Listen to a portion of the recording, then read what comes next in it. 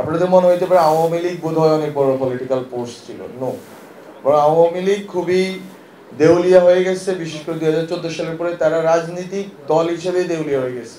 তাদের বেড়ে আসাটা না আসাটা এই জন্যই হচ্ছে যে গুরুত্বপূর্ণ না আমার কাছে।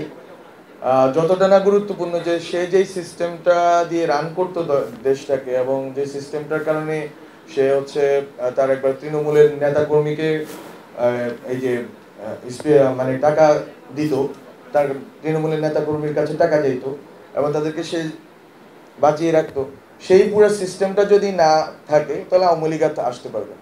আওয়ামী লীগ আসার প্রশ্ন এরকম যে আওয়ামী লীগের অনেক বড় দলীয় খুব বড় আদর্শ আছে এবং খুব শক্তিশালী কোনো নেতৃত্ব আছে, এরকম কোনো বিষয় না।